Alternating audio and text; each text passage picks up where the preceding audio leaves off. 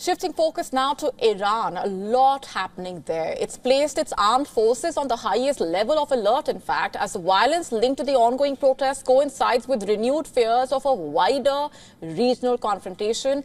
Iranian state media reporting that hundreds of units from the Islamic Revolutionary Guard Corps, as well as Iran's regular army, are now on full operational readiness, amid what officials describe as mounting external threats from the United States as well as Israel. And on Thursday, Iran's foreign minister has said the country is prepared for both war and negotiations amid concerns about military strikes against Iran by Israel and the United States.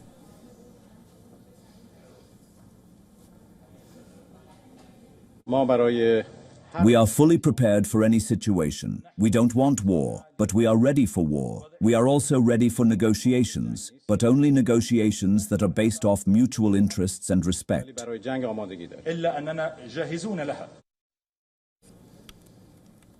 Iranian military commanders, in fact, say the move is defensive in nature, aimed at deterrence, and insist that the country is prepared to respond to any attack on its territory. At the same time, Iran is grappling with nearly 2 weeks of massive nationwide protests.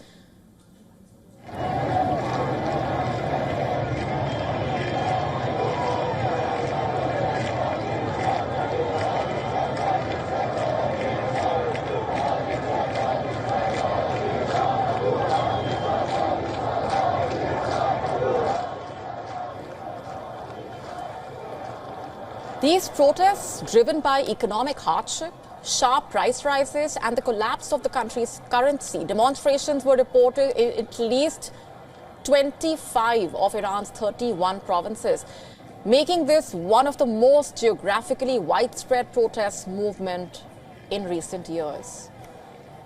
On Wednesday, new protests were reported in several parts. There were protests in Tehran's Shemiran district and also in the Gulf port of Bandar Abbas. Protesters were heard chanting slogans calling for economic relief, political reform, and greater freedom. Because of the scale of the demonstrations, questions have now emerged on whether this is the most serious challenge to Iran's Islamic regime. In fact, authorities say some demonstrations have remained peaceful, but others have turned violent. Iranian news agencies reported attacks on the police, on shops, on religious sites in parts of the country, including deadly clashes in the southwest that left 2 police officers dead. Dozens injured. So far, the violence around the demonstrations reportedly killed at least 38 people. That's the figure at this point, while more than 2,200 others have been detained. The president, Masoud Pezeshkian, earlier publicly urged restraint, remember.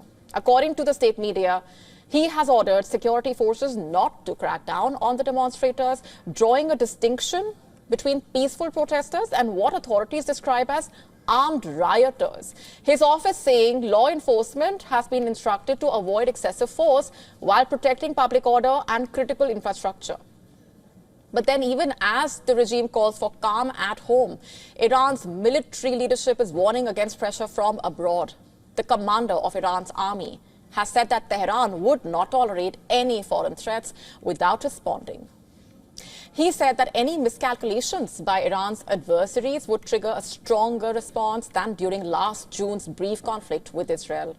His comments, in fact, following recent warnings, remember, from US President Donald Trump as well as the Israeli Prime Minister. Trump warned Tehran against killing protesters, and then Netanyahu expressed support for the protesters in Iran, in a way framing it as a struggle for freedom.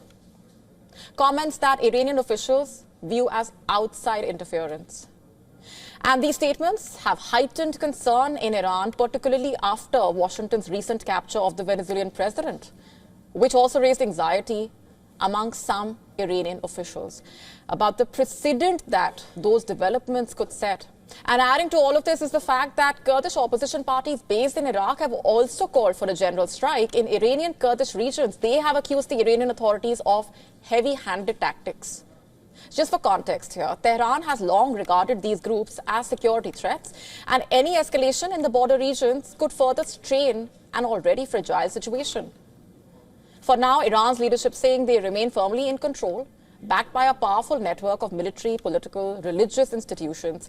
Despite what the critics are saying, regional observers are also saying that leadership change is unlikely in the near term. Yes, with protests continuing and the economy under pressure in this manner, regional tensions are running high. And the coming days will be critical in determining whether restraint holds or whether rising violence and war fears push this crisis into an even more dangerous phase. To stay up to speed with the latest news, download the WION app and subscribe to our YouTube channel.